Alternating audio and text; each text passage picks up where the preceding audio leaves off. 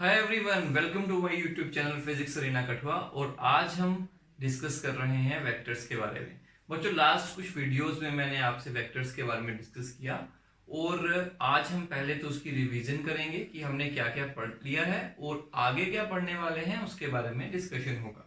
देखिए, सबसे पहले मैंने आपको ये बात पिछले वीडियोस में बताई थी कि वेक्टर्स की हमें क्या जरूरत होती है।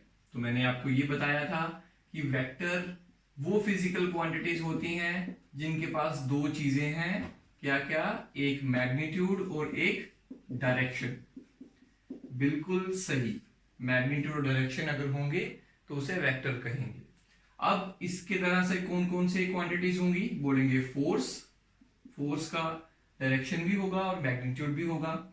इसके अलावा एक्सेलरेशन, बिल्कुल, वेलोसिटी, बिल्कुल, और इलेक्ट्रिक फील्ड, आपने नाम सुना होगा 10th क्लास में, इलेक्ट्रिक फील्ड इंटेंसिटी, बिल्कुल, और इसकी तरह बहुत सारी। तो ये है वेक्टर क्वांटिटीज। फिर दूसरी बात ये आती है कि वेक्टर्स को ऐड करने का तरीका स्केलर्स के जैसा बिल्कुल नहीं होता, इनको ऐड करने के तरीके अलग होते हैं। फिर हमने ऐड करने के तरीकों को डिस्कस किया, एडिशन कैसे की जाती है। तो फिर मैंने आपको जो फाइनल कंक्लूजन बताया था ट्राइंगल लॉ और पैरेललोग्राम लॉ का, वो ये था कि अगर दो वेक्टर्स इस तरह से एक्ट कर रहे हैं, ए वेक्टर और कोई और वेक्टर है B, they are acting at a point at some angle theta, तो इन दोनों का रिजल्टेंट क्या होगा, मतलब इन दोनों का टोटल क्या करेंगे, सम कैसे करेंगे। तो कहेंगे इन दोनों का रिजल्टेंट जो होगा उसे लिखेंगे आर से।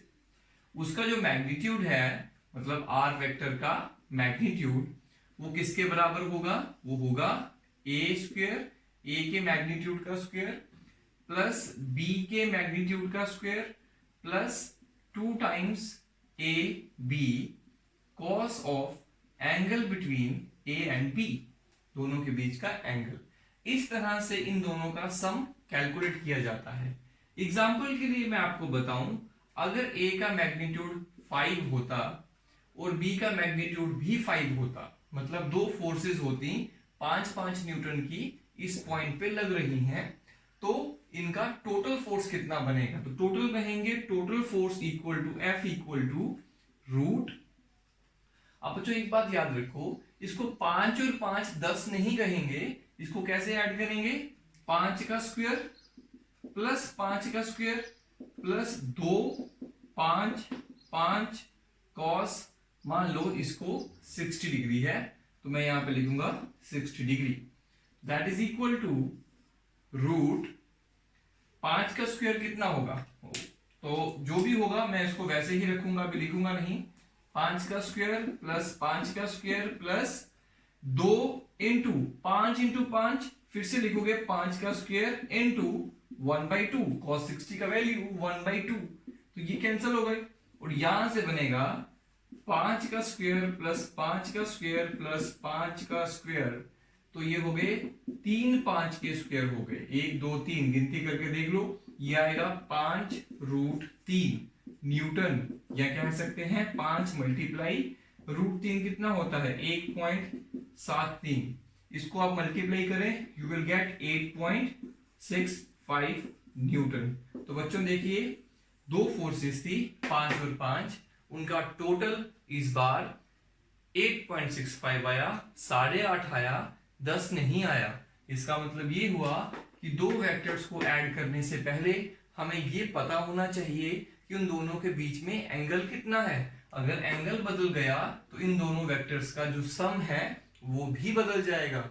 अगर किसी पॉइंट पर एक फोर्स इधर को एक्ट कर रही है 5 न्यूटन की, तो एक फोर्स इधर को एक्ट कर रही है 5 न्यूटन की, तो बच्चों इस समय एंगल कितना है? 180 डिग्री। तो इसका मतलब क्या हुआ? इसका मतलब ये हुआ कि इस बार इन दोनों का सम 0 आएगा। और 0 कैसे आएगा? इसी तरह से कैलकुलेट कर सकते हैं। तो वेक्टर की दुनिया में जब भी हमें दो वेक्टर्स को ऐड करना है तो हमें उनके बीच के एंगल का पता होना चाहिए, और हमें सिंपल ऐड नहीं करना कि 2 और 3 5 होते हैं, नहीं, यहां पर 2 का स्क्वायर प्लस 3 का स्क्वायर प्लस 2 फिर 2 फिर 3 फिर उनके बीच का एंगल, इस तरह से करना होता है। और ये जो लॉ है ये ट्राइंगल लॉ और वेक्टर या फिर इसको कहते हैं parallelogram law of vector addition. इस तरह से वेक्टर्स को ऐड करना है। उसके बाद वेक्टर्स की डायरेक्शन भी आनी चाहिए। अब इसे ये एक फोर्स है, ये दूसरी फोर्स है, इन दोनों की वजह से ये जो ऑब्जेक्ट है ये किस तरफ जाएगा, तो कहेंगे कॉमन सेंस है बीचों बीच जाएगा। तो कहेंगे अरे भाई जिधर को नेट फोर्स लगेगी इन दोनों की वजह से उधर ही को ऑब्जेक्ट जाएगा, क्योंकि जिधर को धक्का मारेंगे उधर ही को ऑब्जेक्ट मूव करेगा, उसकी एक्सेलरेशन होगी। तो मतलब अगर ऑब्जेक्ट इन दोनों फोर्सेस के लगने की वजह से इधर को जाएगा, मतलब नेट फोर्स इधर को लगेगी। कितनी फोर्स लगी, लेट इट बी आर, जैसे मैंने रिजल्टेंट कहा, R for resultant, net force इन दोनों का। अब इसका डायरेक्शन क्या होगा, तो कहेंगे हम एक एंगल मान लेते हैं अल्फा, किसके साथ में, इस ए के साथ में। तो ए के रेफरेंस में बताएंगे कि ए अगर इधर जा रहा है तो आर उसके कितने डिग्री एंगल पर जा रहा है, तो यहां पर लिखेंगे tan ऑफ अल्फा। मतलब हमें ये एंगल जानना है रिजल्टेंट और एक वेक्टर के बीच में, या ए ले लो या बी ले लो, जनरली ए लेते हैं। तो ए के साथ में जो एंगल बनाएगा वो कितना होगा, वो मैंने आपको लास्ट टाइम बताया था, b sine theta upon a plus b cos theta. याद रखना थीटा क्या है, angle between two vectors, two forces, और अल्फा क्या है, angle between the resultant of दो two forces and a vector, एक वेक्टर और एक इस रिजल्टेंट के बीच का जो एंगल है उसे अल्फा कहते हैं। और अगर एंगल पता लग गया तो डायरेक्शन पता लग गई। तो इस तरह से हम ऐड करना सीखते हैं। ऐड करने के बाद हम कुछ न्यूमेरिकल्स के बारे में डिस्कस करेंगे, लेकिन उससे पहले हम ये भी सीखेंगे कि सब्ट्रैक्शन कैसे करते हैं। जब एडिशन सीख लिया तो सब्ट्रैक्शन भी सीख ही लेंगे। चलिए देखते हैं सब्ट्रैक्शन कैसे की जा सकती है दो वेक्टर्स की। सब्ट्रैक्शन में हमें एक बेसिक डेफिनेशन को यूज करना पड़ेगा। आपको मैंने लास्ट वीडियो में बताया था कि दो वेक्टर्स को हम अपोजिट कब कहेंगे, तो कहेंगे दो वेक्टर्स अपोजिट तब होते हैं जब उनकी डायरेक्शन अपोजिट होती है और मैग्नीट्यूड सेम होता है, तो तब उन्हें कहेंगे अपोजिट वेक्टर्स। और अपोजिट वेक्टर मान लो ए वेक्टर इस तरह से है और बी वेक्टर इस तरह से है, दोनों का साइज बराबर है, मतलब दोनों का मैग्नीट्यूड बराबर है, डायरेक्शन अपोजिट है, इसलिए लिखेंगे a vector is equal to b vector but opposite है, तो माइनस लिखेंगे, इसलिए माइनस रिप्रेजेंट कर रहा है बोथ का डायरेक्शन जो है दोनों का वो अपोजिट है। और इक्वालिटी साइन ये बता रही है कि दोनों का वैल्यू सेम है, वैल्यू सेम है लेकिन डायरेक्शन अपोजिट है। तो चलिए यहां पे हम कंसीडर करते हैं हमारे पास एक वेक्टर है ए, दिस इज अ वेक्टर, ये एक पॉइंट पे एक्ट कर रहा है, और एक और वेक्टर है यहां पर जिसका नाम है B, this is B vector. तो अगर ये ए वेक्टर और बी वेक्टर हैं, इनके बीच में मान लेते हैं एंगल कितना होगा, थीटा एंगल है। याद रखो थीटा ऐसे लिखते हैं, फाई ऐसे लिखते हैं, क्यू ऐसे लिखते हैं, तो इन तीनों के बीच में डिफरेंस पता होना चाहिए। चलिए अब मुझे बताइए अगर ये बी वेक्टर है तो बी वेक्टर का अपोजिट वेक्टर क्या होगा, तो कहेंगे ये होगा बी वेक्टर का अपोजिट वेक्टर। ये देखो this is minus B vector. एक बात याद रखो, माइनस बी वेक्टर का वैल्यू और इसका वैल्यू सेम होगा, मतलब इनका मैग्नीट्यूड सेम होगा, बस फर्क किस बात का है, डायरेक्शन का। तो ये इसका अपोजिट वेक्टर है और ये एंगल कितना होगा, तो कहेंगे 180 डिग्री माइनस थीटा। ऑब्वियसली पूरा एंगल 180 होगा, तो ये थीटा माइनस करके बाकी जो एंगल बचेगा ये बचेगा। अब हमें कैलकुलेट क्या करना है, हमें कैलकुलेट करना है a माइनस बी। तो देखिए a माइनस बी कैसे बनाएंगे, देखो a vector plus minus B vector, या सिंपल लिखते हैं हमें निकालना है a माइनस बी वेक्टर का वैल्यू।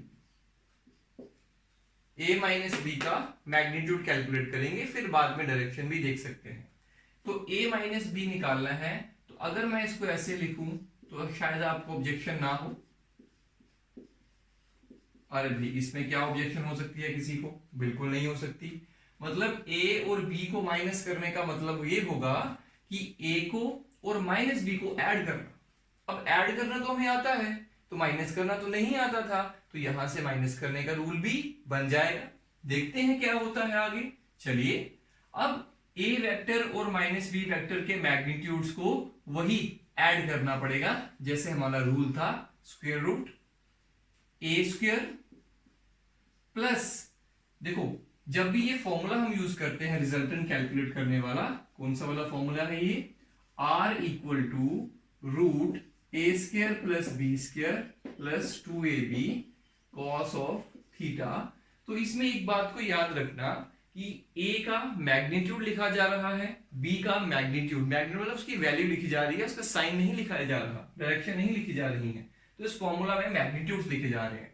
अब a वेक्टर का मैग्नीट्यूड a है, माइनस b वेक्टर का मैग्नीट्यूड, मुझे बताओ अगर ये माइनस b वेक्टर है इसका मैग्नीट्यूड कितना होगा, तो मैग्नीट्यूड तो b ही होगा ना, तो इसलिए यहां पे लिखेंगे b square plus 2 magnitude of a magnitude of b that is b into cos of, अब मुझे बताओ इस वेक्टर और इस वेक्टर के बीच में एंगल क्या है।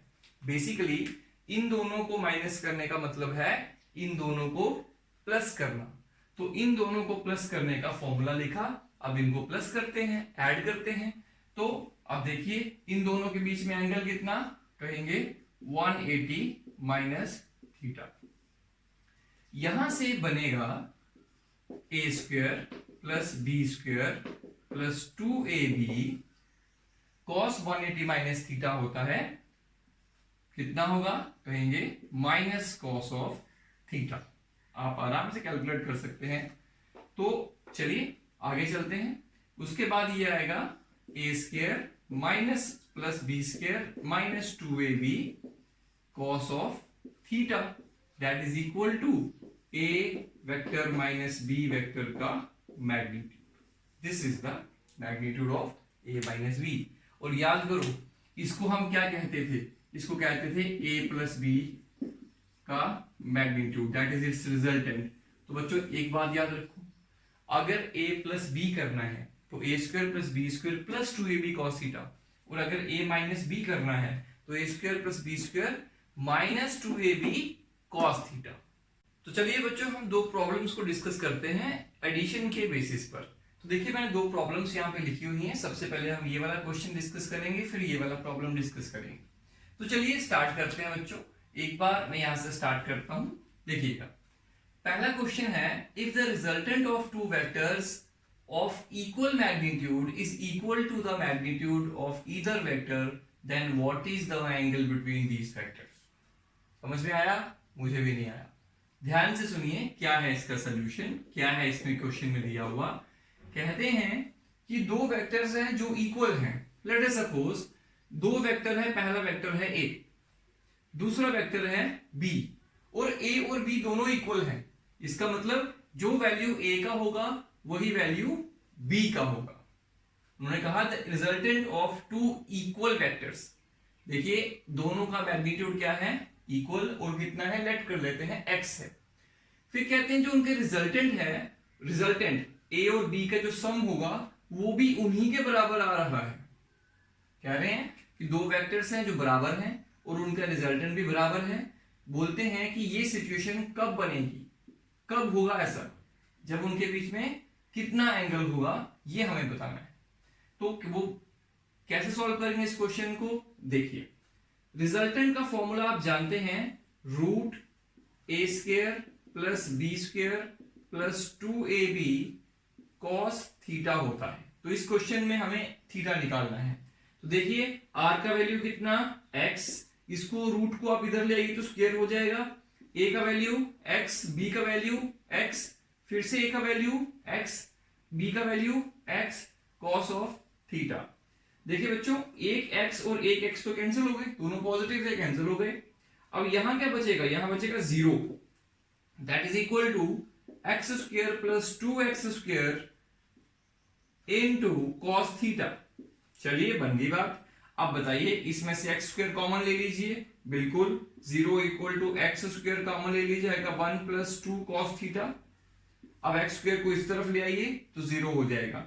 दिस इंप्लाइज, यहां से आगे बढ़ते हैं, ये 0 हो गया, फिर आएगा 1 plus 2 cos theta equal to 0, तो आएगा 2 cos theta equal to -1, implies cos theta equal to -1/2। अब मुझे बताइए cos थीटा का वैल्यू -1/2 कब होता है, कॉस 120 डिग्री पे, तो cos theta equal to cos 120 degree, -1/2 को क्या लिखा, cos 120 implies theta equal to 120 degree.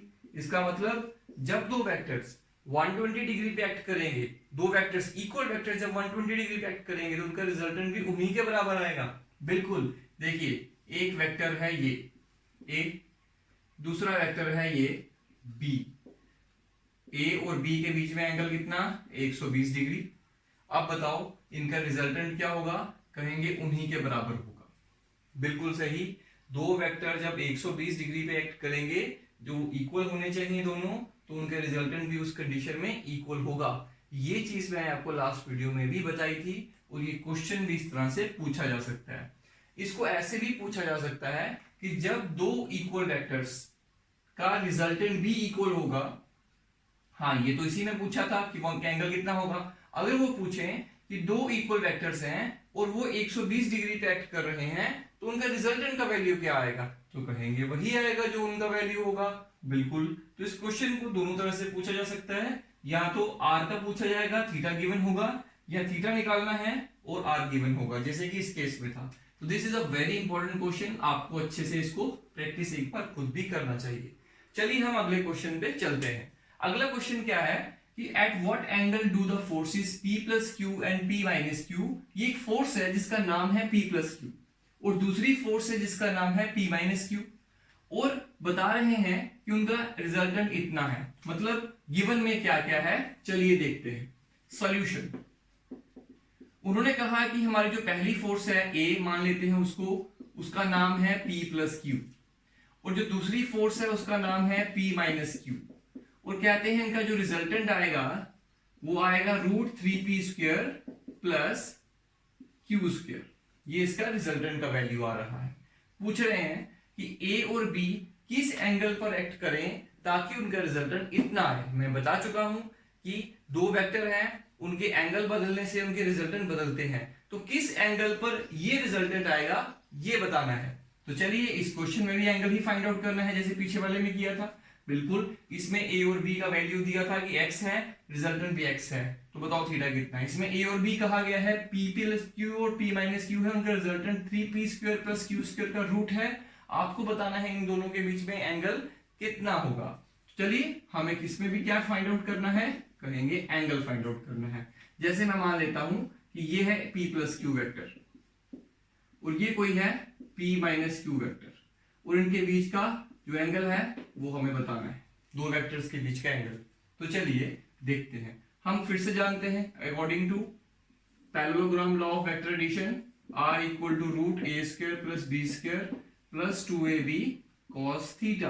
बिल्कुल एडिशन का फॉर्मूला लगाएंगे। रिजल्टेंट का वैल्यू बताइए क्या है, 3p² plus q² that is equal to √a का वैल्यू कितना है, p plus q whole square. काफी लंबा जाएगा ये question. p minus Q whole square plus 2p plus Q p minus Q cos of theta, वही तो निकालना है। तो ये है हमारे धूले राजा। बिल्कुल, तो ये वेक्टर दोनों, ये जो इसके रूट हैं ये कैंसिल हो गए स्क्वेयरिंग करके दोनों तरफ, तो अब आएगा 3p² plus q² equal to, अच्छा इसको ओपन कर लीजिए, p² plus q² plus 2pq, फिर इसको ओपन कर लीजिए, p² plus q² minus 2pq, और फिर इसको भी ओपन कर लीजिए, ये आएगा आपके पास 2 times p² minus q² cos of theta, मतलब दूल्हे राजा।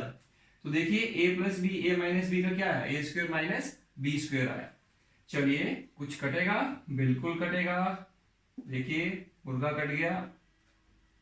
तो आगे चलिए, यहां से आएगा 3p², यहां पे भी p² है, यहां पे भी p² है, ये p² और ये p², 2 p² हो गए, यहाँ पे 3 है तो इनके साथ में 2 कट गए, 1 बचा, यहां आएगा 1 p²। चलिए उसके बाद क्या बनेगा, इस तरफ देखिए 2pq कैंसिल हो चुके हैं, बिल्कुल सही जा रहा है, सब खत्म हो गया, सिर्फ यहाँ पे बचा q², और इस q² को आप इस तरफ लाइए तो मैं लिखूंगा p² minus q² that is equal to 2 times p² minus q² cos of theta. देखिए शुरू में हमें डर जरूर लग रहा था इस क्वेश्चन से कि लंबा जाएगा, लेकिन देखिए सब कट गया। यही मजा होता है काटने का। आप बताओ, P square minus Q square cancel.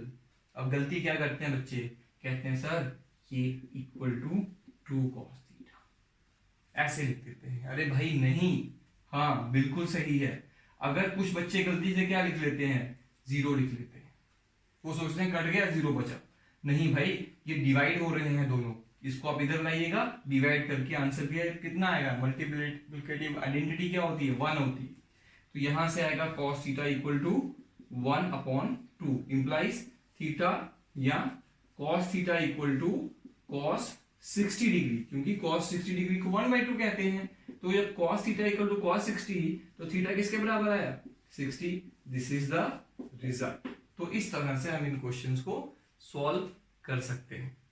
तो प्रॉब्लम नंबर 3 देखते हैं क्या है। प्रॉब्लम नंबर 3 में लिखा हुआ है कि the resultant of two forces 3p and 2p is r।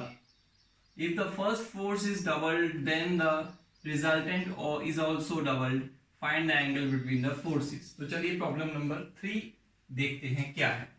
तो इसका सॉल्यूशन बनाते हैं बच्चों।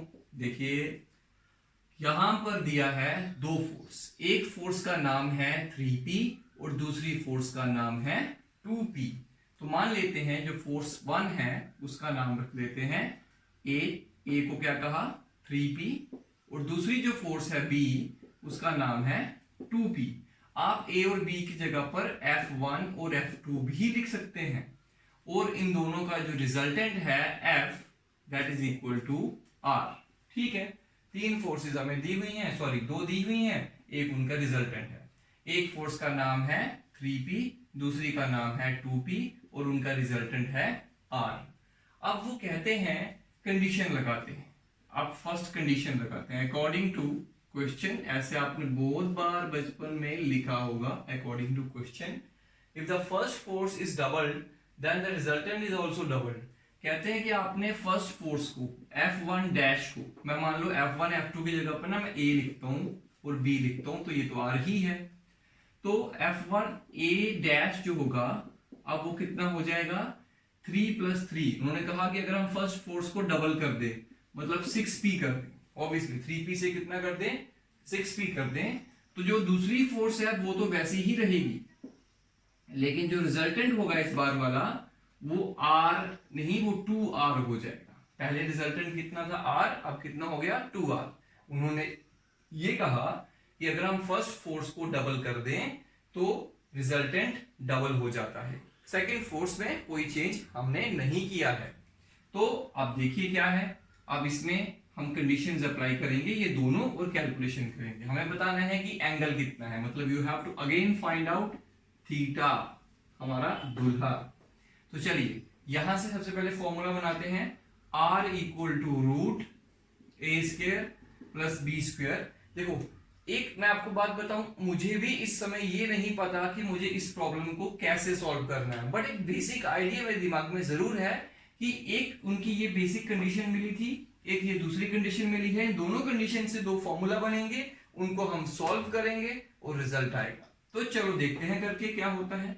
तो आपको पता है a square plus B square plus 2ab cos of theta, ये आया।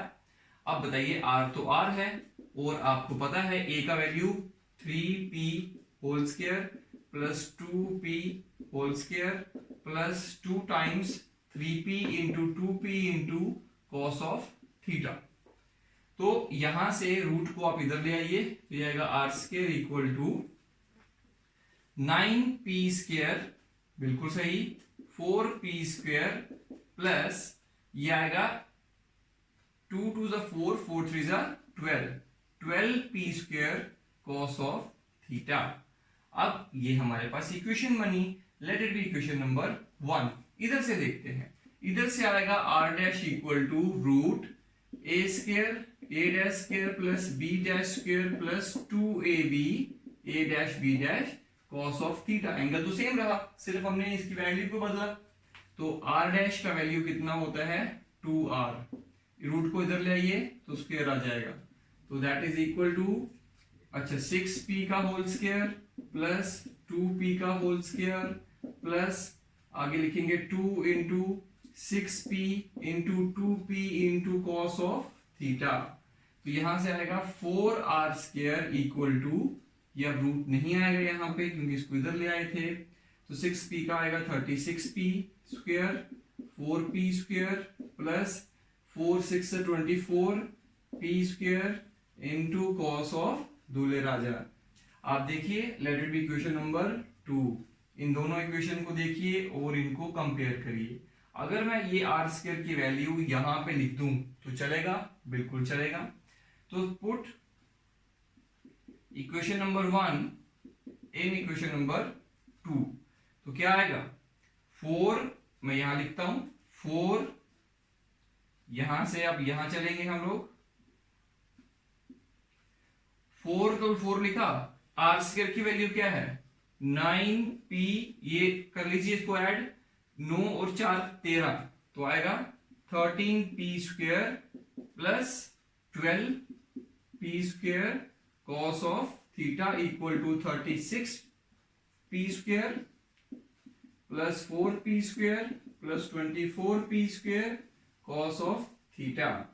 अब इसको करिए, कितनी ताश में कितने पत्ते होते हैं? एक कलर के 13, 13 इंटू 4 52, टोटल पत्ते कितने हुए ताश में? 52 पी स्क्वायर प्लस, अरे भाई मल्टीप्लाई किया सिंपल, घबराओ मत, 12 4 जा 24 24 48, तो 48 आएगा P square cos of theta equal to 36 P square plus 4 P square, अब यहाँ 4 होना चाहिए था, चेक करो एक बार, बिल्कुल सही है, ठीक है, plus 24 P square cos of theta.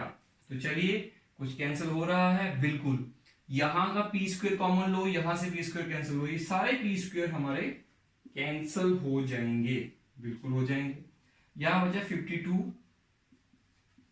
Plus 48 cos theta equal to 36 और 4 कितने हो गए 40 प्लस 24 कॉस ऑफ थीटा। अब क्या करें, 48 cos theta minus 24 cos theta equal to 40 minus 52, इसको उधर ले गए, इसको उधर ले आए, 48 में 24 निकला, 24 कॉस थीटा आएगा, बिल्कुल सही। 40 में से 52, 52 में से 40 निकालो आएगा 12, पर कौन सा वाला 12? Minus 12। This comes out to be cos theta equal to minus 1/2, अरे भाई 24 है नीचे जाएगा, 12 बन जा 12 20 24 आएगा। इसका मतलब क्या हुआ, अभी तो पढ़ा था पिछले क्वेश्चन में, theta equal to 120 degree. This is the answer, ऐसे निकलता है इसका आंसर। तो चलिए इसके बाद अब नई प्रॉब्लम देखते हैं क्या है। तो इसमें है कि हमें दो वेक्टर्स दिए हुए हैं, दोनों का सम जो है वो उनके सब्ट्रैक्शन के बराबर है। मतलब कहने का क्या हुआ कि दो वेक्टर्स है हमारे पास, दो वेक्टर्स कैसे होंगे, चलिए ऐसा मान लेते हैं कि एक वेक्टर है a और दूसरा वेक्टर है कोई यहां पर b, ठीक, एक पॉइंट टैग कर रहे हैं दो फोर्स से, कोई भी दो वेक्टर ले लीजिए, इनके बीच में कोई एंगल है थीटा, ठीक। अगर आप इन दोनों का सम करते हैं a vector plus b vector और उसका मैग्नीट्यूड देखते हैं, तो उसके सम का जो मैग्नीट्यूड होगा वो उसकी सब्ट्रैक्शन के मैग्नीट्यूड के, मतलब इस बार आप दोनों को माइनस करो, के बराबर होगा, ठीक। दो वेक्टर हैं, दोनों का सम दोनों के माइनस के बराबर है। दिस सिचुएशन इज गिवन, ये गिवन है, देखिए क्वेश्चन में दिया हुआ है, हमें बताना है कि ए और बी में एंगल कितना होगा, मतलब कितना एंगल हो कि ये कंडीशन सेटिस्फाई हो दो वेक्टर्स के लिए। तो चलिए देखते हैं क्या होने वाला है इसमें। चलिए इसी गिवन कंडीशन को यूज करते हैं। आप जानते हैं ए प्लस बी का फॉर्मूला क्या होता है, बिल्कुल जानते हैं, क्या फॉर्मूला होता है, A square plus B square plus 2ab cos of theta.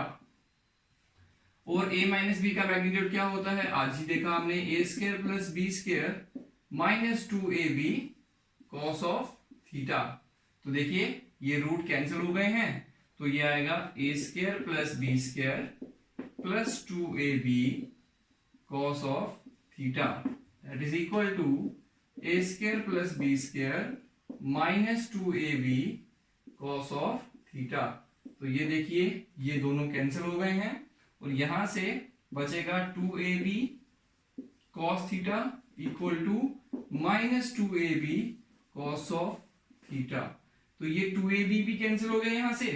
अब आप सोच रहे होंगे कि मुझे cos थीटा भी कैंसिल कर देना चाहिए। बिल्कुल नहीं करना चाहिए। cos theta equal to minus cos theta. अब ये जो cos थीटा है इसको उधर ले आइए, ये हो जाएगा cos theta plus cos theta. cos theta plus cos theta equal to 0 यहां पे आएगा। यहां पे 0 आएगा कि 1 आएगा। अब सोचिए, बिल्कुल यहां पे आएगा 0। हम ऐसा कर सकते हैं, adding both side by cos theta, तो ये हमारे पास आएगा 0। अब मुझे बताइए क्या आएगा, 2 times cos theta equal to 0। तो cos theta equal to that is 0 again, implies theta equal to 90 degree. Why 90 degree? अरे भाई cos 90 डिग्री 0 होता है, आप जानते हैं, और cos 0 डिग्री 1 होता है। जब cos का वैल्यू 0 आ रहा है, इसका मतलब एंगल उस समय 90 डिग्री होगा। तो दिस इज द रिजल्ट।